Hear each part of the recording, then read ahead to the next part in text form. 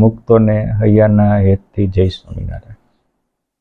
આજની વાતનું નામ છે જોડાણનો જાદુ.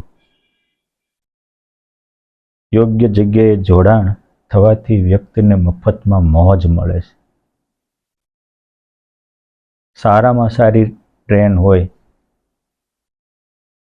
પણ એન્જિન નબળું હોય તો ઠેકાણે ન પહોંચે. એન્જિન મજબૂત હોય અને નબળામાં નબળો ડબ્બો હોય તો એ દ્વારકા દિલ્હી પહોંચી જાય. આ જોડાણનો જાદુ છે. આપણે આ બોલીએ છીએ તો આજના સાયન્સે શોધ કરી છે કે માણસના અવાજની ગતિ 1 મિનિટે 300 કિલોમીટરની હોય, પરંતુ પ્રકાશની ગતિ 1 સેકન્ડે 3 લાખ કિલોમીટરની છે. આપણે આ સંસાધન કે પ્રસાધનો વિના અહીંથી બોલીએ તો 300 કિલોમીટર અવાજ જાય ત્યારે 1 મિનિટ થાય, પરંતુ વૈજ્ઞાનિકોએ ઉપગ્રહ વગેરે માધ્યમોથી અવાજના તરંગને પ્રકાશના કિરણ સાથે જોડી દીધા તો અવાજની ગતિ પ્રકાશના કિરણ જેટલી તેજસ્વી થઈ ગઈ, અતિ ત્વરિત થઈ ગઈ. એટલે આજે અમેરિકા હોય કે ઓસ્ટ્રેલિયા, યુકે હોય કે યુઆઈ હોય, અહીંયા દિલ્હી હોય કે દ્વારકા હોય, ત્યાંથી દૂરદર્શન કે કોઈ પણ માધ્યમથી અવાજ કે શબ્દ કે ચિત્રોને રજૂ કરે તો આકાશમાં ઉપગ્રહના માધ્યમે થઈને અહીં આવે તો એ આપણને વધીને અમુક સેકન્ડોમાં આપણને સંભળાય છે. આમ ફરીને આવે તો પણ શું કામ? આ જોડાણ છે. આપણી ગતિ પણ ઈશ્વર તરફ બહુ મંદ હોય છે, પરંતુ જે ભગવાન સાથે જોડાયેલા હોય એની ગતિ ભગવાન તરફ લાખો કિલોમીટરના અંતરે જતી હોય. એકવાર અમે સંતો પધરામણી ગયા હતા તો મેં એક રાજ જેવા યુવકને પૂછ્યું કે તને ખબર છે ભગવાને એવું કીધું છે કે અક્ષરધામમાંથી 1,00,000 મણ લોઢાનો ગોળો અહીંયા ફેંકે તો વાયુના લહેરખે ઘસાતો ઘસાતો ઘસાતો ઘસાતો અહીંયા આવે ને ત્યાં રસ થઈ જાય, પરમાણુ જેવડો થઈ જાય. એનો અર્થ શું થાય?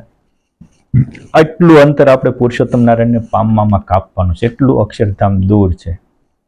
તો અત્યારે તમે જે ચાલો છો એ સ્પીડે ચાલશો તો ત્યાં પહોંચી શકશો કે ગિયર બદલવો પડશે?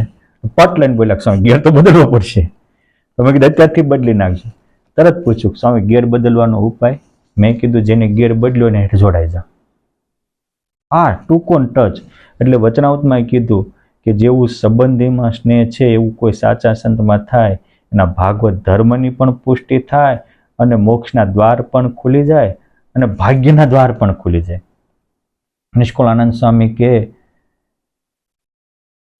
જો મોટે ભાગ્યે મળે સાચા સંતનો સંગ, દિલથી કરે તો જ રહી જાય જીવનમાં રંગ. માટે જો એમાં થાય પ્રીતિ તો આપણે જગ જઈએ જીતી. આ વસ્તુ આટલી જ છે. આ જોડાણનો જાદુ છે. વાલિયો લૂંટારો હાવ નિમ્ન કક્ષામાં હતો, પરંતુ નારદજી જેવા ઋષિ હારે જોડાણો તો વિશ્વવંદની વાલ્મીકી ઋષિ બની ગયા. પ્રહલાદજી દૈત પુત્ર હતા પણ નારદજી જેવા દેવર્ષિ સાથે જોડાણા તો દેવોને પણ વંદની એવા મહાન ભક્તરાજ બની ગયા. ખુદ નારદ પણ દાસી પુત્ર હતા, પરંતુ સાચા સંતને સેવી એમાં જોડાણા તો એ દાસી પુત્ર મોટીને દેવર્ષિ થઈ ગયા. ભગવાનનું મન કહેવાના 24 અવતારમાં એની ગણના થાય એટલા તાકાતવાન ને ભક્તિમાન થઈ ગયા. એ જ રીતે આવો સંપ્રદાયમાં એ જોબન પગી મુક્તાનંદ સ્વામી સાથે જોડાણા, ભક્ત શિરોમણી જોબન પગી બની ગયા. એ વડોદરાના ઢુંડુબા, નારૂપંત નાના, મહારાજા ગાયકવાડ સરકાર વગેરે અનેક અધિકારીઓ પદાધિકારીઓ યોગ સમ્રાટ ગોપાળાનંદ સ્વામી સાથે જોડાણા, છતાં દેહ બ્રાહ્મી સ્થિતિને પામી ગયા.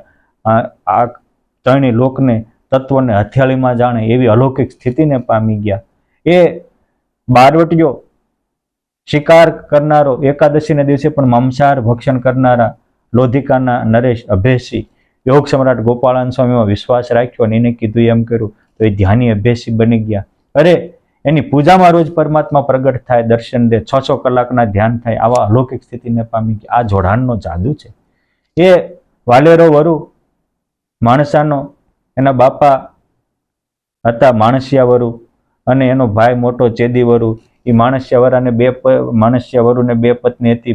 એમાં વાલેરાની માતા મરી ગયા એટલે ચેદી વરુને માતાને આધીન થઈને એ દીકરા માટે કહી દીધું નાના અન્યાયથી આ બારવટે ચડ્યો. શીભડા કાપે માણા કાપનાર હતો, પણ સમર્થ મૂર્તિ, અક્ષર મૂર્તિ ગુણાતીતાનંદ સ્વામી જેવા સંતને હાથ ઝાલ્યો અને સ્વામીના વચનમાં વિશ્વાસ રાખ્યો અને સ્વામી કીધું કે હાથ ગાંઠો છૂટે ત્યાં તારો ગરાસ પાછો મળશે. અને એ મળી ગયો અને સ્વામી કીધું એમ કર્યું તો હાથ ગાંઠો છૂટી ત્યાં ગરાસ તો મળ્યો, પણ એને હાથે હાથે અંતરની ગ્રંથિઓ જ ગળી ગઈ. રોજ બોલે અને ભગવાન એને હાજર થાય એવી અલૌકિક સ્થિતિ પામી ગઈ. આ જોડાણનો જાદુ છે. અમે સમથિંગ આજથી 22 વર્ષ પહેલાં એકવાર નવસારી સત્સંગ માટે ગયેલા અને નવસારીથી દાંડી સ્નાન માટે 2 બસો લઈને ગયેલા. ત્યારે ગાંધીજીએ જે દાંડીકૂચની યાત્રા કરી એ વિશે થોડુંક જાણેલું. તો જ્યારે ગાંધીજી અમદાવાદથી સાબરમતી આશ્રમેથી નીકળ્યા ત્યારે એની હારે માત્ર 39 વિદ્યાર્થીઓ હતા. એમાં નાના વિદ્યાર્થીઓ 14 વર્ષ ત્યારે મોટો 21 વર્ષનો હતો. ગાંધીજી સૌથી મોટા હતા. વિદ્યાર્થીઓ 18 લઈને ગયા હતા. પરંતુ જ્યારે ત્યાં ગયા તો ત્યાંના આખા આદિવાસી વિસ્તાર, ત્યાંના જે ગરીબ લોકો બાપુ આપણા કલ્યાણ માટે આ કામ કરી રહ્યા છે એમ માનીને વરસડા ને દાંડી ને ફેદરા ને આજુબાજુના ગામના કે બાપુ શું કરવી? બાપુ કે કાંઈ નહીં, હું જ્યાં જાઉં ત્યાં ઊભા રહેજો, બીજું કશું નથી કરવાનું. બાપુએ મીઠાનો કાયદાનો ભંગ કર્યો એટલે ગોરા લોકોએ એને જેલમાં નાખ્યા. તો એની હારે આજુબાજુના ગામના 4000 લોકો જેલમાં ગયા. તે ત્રીજે દિવસે એમ થયું 4000 ને ખાવા ક્યાંય જ દે, ઓલાને ખૂબ જોવે ખાવા, બધા નિર્દોષ છોડી દીધા. પરંતુ ગાંધીજી બાપુ હારે માત્ર 3 જ દિવસ રહ્યા. ત્યાં આઝાદ ભારત થયો ત્યારે એ આઝાદીના સેનાનીમાં એનું નામ આવ્યું, કારણ કે ગાંધીજી જેલમાં ગયા હતા. સરકારે પહેલો કાયદો કર્યો કે આજે આઝાદીના સેનાની હતા બચી ગયા એને વિદેશના વિઝા મફત અને આ લોકમાં 25,000નો પગાર, જેને જ્યાં જવું હોય. આજે મોટા મોટા બંગલાઓ. મેં કીધું આવા વિસ્તારમાં બંગલા ક્યાં થાય કે સ્વામી ગાંધીજી જોડે ઉભા રહ્યા એનું ફળ. મારે કેવું છે કે આઝાદ ભારતમાં એક સારું કાર્ય કરનાર વ્યક્તિ સાથે ઉભા રહ્યા તો વિદેશના વિઝા મફત.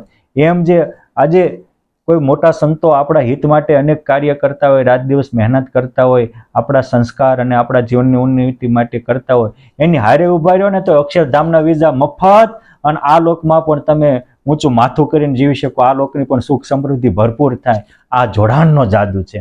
માટે મન કર્મ વચને સાચા સંતને સેવી આપણા જીવનને ધન્ય ધન્ય બનાવી અને મનુષ્ય જન્મ સફળ કરી લો એ જ અભ્યર્થના અસ્તુ. ધન્યવાદ. જય સ્વામી.